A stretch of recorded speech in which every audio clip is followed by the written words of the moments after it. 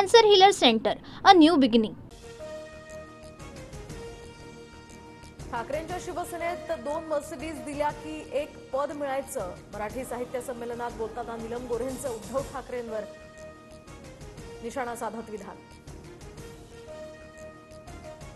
गए गुजरे लोकांकडे मी लक्ष देत नाही, लाडक्या बहिणींना पैसे का नाही मिळाले हे मर्सिडीजचे आरोप करणाऱ्यांनी सांगावं. उद्धव ठाकरेंचा नीलम गोऱ्हेंवर पलटवार.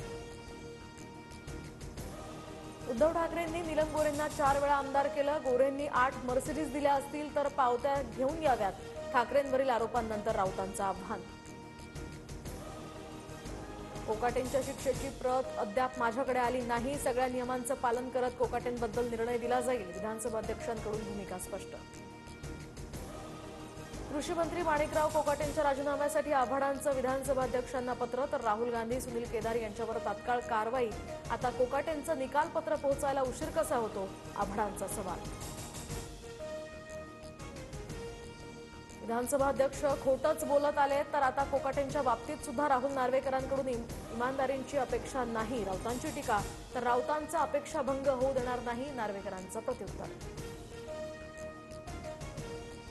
पालकमंत्री गणेश नाईकांच्या पालघर जिल्ह्यामध्ये प्रताप सरनाईक जनता दरबार घेणार. जनता दरबार घेऊन लोकांचे प्रश्न सुटत असतील तर त्यात गैर काय, पक्ष आणि संघटना वाढवण्यासाठी मोकळीक, सरनाईकांचं वक्तव्य. ठाणे महापालिकेवर भाजपचा झेंडा फडकला पाहिजे, युती संदर्भात वरिष्ठ नेते निर्णय घेतील.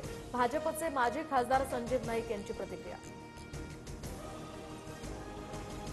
महायुतीच्या लोकांसोबत संघर्ष करावा लागतो, परभणीच्या पालकमंत्री मेघना बोर्डीकर यांचं विधान. उदय सामंतांकडून ऑफर, रवींद्र धंगेकरांची कबुली, तर माझ्या डोक्यात अजून काही नाही, कार्यकर्त्यांशी बोलून निर्णय घेणार. शिवसेनेत जाणार असल्याच्या चर्चांवर धंगेकरांचं स्पष्टीकरण. रवींद्र धंगेकरांच्या मफलरवर धनुष्यबाण आला तर आवडेल, सर्वसामान्य कार्यकर्त्याला ताकदीनं काम करायचं असल्यास शिंदेशिवाय त्याला पर्याय नाही, असं धंगेकरांना निमंत्रण दिलंय. मंत्री उदय सामंतांची माहिती. रवींद्र धंगेकर काँग्रेस सोडून जाणार नाहीत, व्यक्तिगत कामानिमित्त एकनाथ शिंदेंना भेटल्याचं धंगेकरांकडून स्पष्ट. प्रदेशाध्यक्ष हर्षवर्धन सपकाळ यांच्याकडून विश्वास व्यक्त. उद्धव ठाकरेंच्या शिवसेनेचा काँग्रेसला धक्का, अहिल्यानगर जिल्हा काँग्रेस अध्यक्ष किरण काळे ठाकरेंच्या शिवसेनेत. मातोश्री या निवासस्थानी किरण काळे आणि समर्थकांचा पक्षप्रवेश. अनिश्चित काळासाठी कर्नाटक महाराष्ट्र एसटी बस सेवा रद्द, महाराष्ट्रातील एसटी चालकांवर आता कानडी संघटनेच्या कार्यकर्त्यांनी केलेल्या हल्ल्याचे पडसाद. सीमा प्रश्नाच्या आंदोलनामध्ये शिंदेंचं नाव कधी दिसलं नाही, शिंदेंना अटकेची भीती होती म्हणून ते कधीही शिंदे बेळगावला गेले नाहीत, राऊतांची टीका. एकनाथ शिंदे 40 दिवस तुरुंगात राहिले, संजय राऊतांना सीमावाद माहीत नाही, शिंदेंवरील टीकेला संजय शिरसाट यांचं प्रत्युत्तर. राज्याचं अर्थसंकल्पीय अधिवेशन 3 मार्च ते 26 मार्च असणार, तर 8 मार्चला महिला दिनी महिलांच्या प्रश्नावर विशेष चर्चा होणार, तर 10 तारखेला उपमुख्यमंत्री अजित पवार अर्थसंकल्प सादर करणार.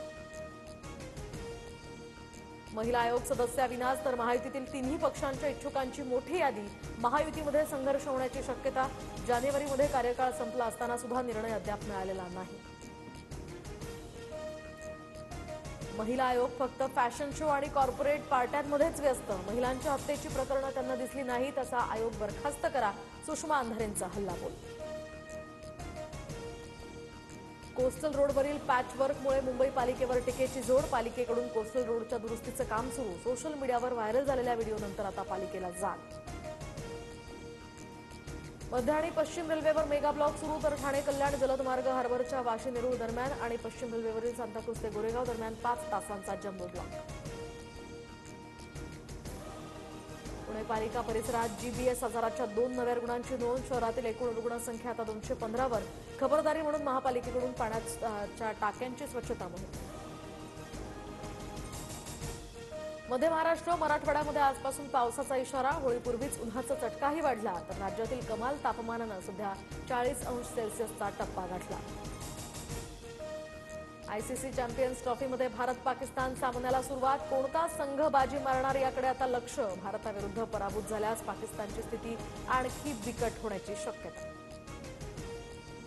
तेलंगणामध्ये बोगद्याचं छत कोसळून मोठी दुर्घटना, 8 मजूर अडकले, एनडीआरएफकडून बचावकार्य सुरू, भारतीय अभियांत्रिकी सेना या बचावकार्यात सामील.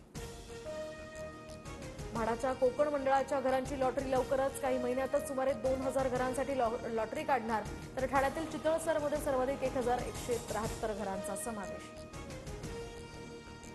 प्रयागराजमधील महाकुंभात आतापर्यंत 60 कोटी भाविकांचं स्नान. महाशिवरात्रीला भाविकांची गर्दी आणखी वाढण्याची शक्यता. मुख्यमंत्री योगी आदित्यनाथ आज सुरक्षा आणि व्यवस्थेचा आढावा घेणार.